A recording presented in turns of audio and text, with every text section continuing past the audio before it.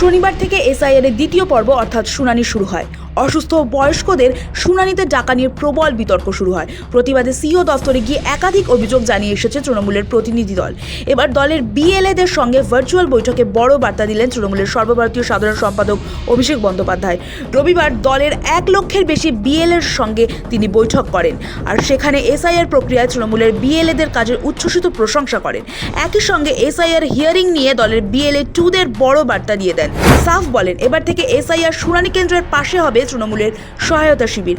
ওই শিবির থেকে অসহায় মানুষদের পাশে দাঁড়াবেন শাসক শিবিরের নেতাকর্মীরা। এর আগে সাধারণ মানুষের সুবিধায় রাজ্য প্রশাসনের তরফে may I help you camp করা হয়। ওই ক্যাম্প থেকে জন্ম কিংবা মৃত্যুর শংসাপত্র সহ নানা প্রয়োজনীয় নথিপত্রজনিত সমস্যা দূর করা হয় সাধারণ মানুষের। এবার শুনানি কেন্দ্রের পাশে তৃণমূলের সহায়তা শিবির। জানিয়ে দেন, 1 ইঞ্চিও জমি ছাড়া যাবে না, হিয়ারিং প্রক্রিয়ায় উপস্থিত থাকতে হবে। কমিশন আপত্তি জানালে লিখিত কাগজ দেখতে চাওয়ার জন্য বিএলএদের বার্তা দিলেন অভিষেক। বৈঠকে সর্বভারতীয় সাধারণ সম্পাদক এদিন বিএলএ 2দের ভালো কাজের প্রশংসা করেন। তার কথায়, বিএলএ 2দের নাম স্বর্ণাক্ষরে ইতিহাসের পাতায় লেখা থাকবে। বিএলএ 2দের প্রশংসা করে তিনি বলেন, 30 থেকে 32 হাজার বিএলএ 2দের তিনি ফোন করেছেন। এসআইআর এর সবচেয়ে কম নাম বাদ গিয়েছে বাংলায়। যে কোনো সামারি রিভিশনে এই সংখ্যক নাম বাদ যায়। আরও 6 সপ্তাহ লড়াই চালাতে হবে। এরপরই কমিশনের বিরুদ্ধে সরব হন অভিষেক। বলেন, এজেন্সি ব্যবহার করে ইআরও সিস্টেম থেকে তথ্য ডিলিট করছে কমিশন। এতেই শেষ নয়, ষড়যন্ত্র আরও গভীর। বিএলএদের বার্তা দিয়ে তিনি বলেন, আগামী 1.5 মাস বিএলওদের ছায়া সঙ্গী হতে হবে। ভ্যার রুম যেন সক্রিয় থাকে। আগামী 6 সপ্তাহ ভোট রক্ষা শিবির সক্রিয় রাখতে হবে। হিয়ারিংয়ে বিএলএদের থাকতে দেওয়া হচ্ছে না। এই নিয়ে অভিষেক বলেন, 1 ইঞ্চি জমি ছাড়া যাবে না, এটা যুদ্ধ।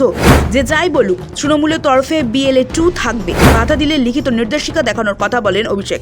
কোনো বৈধ ভোটারের নাম যাতে এসআইআর তালিকা থেকে বাদ না যায় সেদিকে নজর রাখতে বিএলএদের বার্তা দেন। পুরসভার চেয়ারম্যানদের উদ্দেশ্যে অভিষেক বলেন, যে পুরসভার চেয়ারম্যান মানুষের পাশে থাকবেন না তার পদে থাকার অধিকার নেই। যে পঞ্চায়েত প্রধান মানুষের পাশে দাঁড়াবেন না তার পদে থাকার অধিকার নেই। অবৈধভাবে কারো নাম ঢুকলে কি করতে হবে সেই বার্তাও বিএলএদের দেন তৃণমূলের সর্বভারতীয় সাধারণ সম্পাদক। তিনি বলেন, কারো নাম অবৈধভাবে ঢোকালে ফর্ম 7 ভরতে হবে।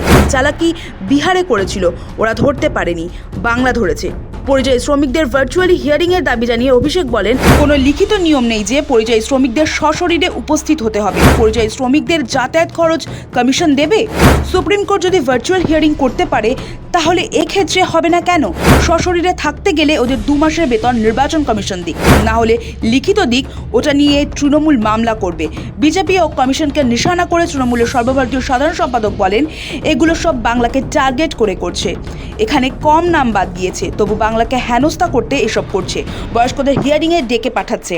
তাদের ভোট যদি বাড়ি থেকে নেওয়া হয় তাহলে হিয়ারিংও বাড়িতে গিয়ে করা হোক। বিএলএদের উদ্দেশ্যে অভিষেক বলেন, ভোটার তালিকায় নতুন নাম যুক্ত হলে সেটা বৈধ নাম কিনা খতিয়ে দেখতে হবে। সন্দেহ হলে জানাতে হবে। বিজেপি যেহেতু 1 কোটি নাম বাদ দিতে পারেনি, ওরা মরিয়া চেষ্টা করবে নাম বাদ দেওয়ার। দেখতে হবে একজন বৈধ ভোটারের নাম যেন বাদ না যায়। তৃণমূল ভবন থেকে ভার্চুয়াল বৈঠকের প্রসঙ্গ তোলেন সর্বভারতীয় সাধারণ সম্পাদক। বিজেপির অঙ্গুলি হেলনে ভোটমুখী বাংলায় এসআইআর করছে কমিশন, সে কথাও আরও একবার উল্লেখ করেন তিনি। বিজেপি নেতারা লাগাতার দাবি করার পরেও কজন বাংলাদেশি এবং রোহিঙ্গার নাম তালিকা থেকে বাদ গিয়েছে সেই সংক্রান্ত তথ্যের দাবি জানিয়েছেন অভিষেক। রবিবার ফের সরব হন অভিষেক। দলের নেতাদের সতর্কবার্তা দিয়ে তৃণমূলের সর্বভারতীয় সাধারণ সম্পাদক বলেন, সবার উপর দলের নজর রয়েছে। ভালো কাজ করলে অনুবীক্ষণ যন্ত্র দিয়ে চিহ্নিত করে মাথার উপর বসানো হবে। একই সঙ্গে তিনি জানিয়ে দেন, ভোট পর্যন্ত কোনো পিকনিক নয়। সৌভিক সান্যালের রিপোর্ট, সময়, কলকাতা।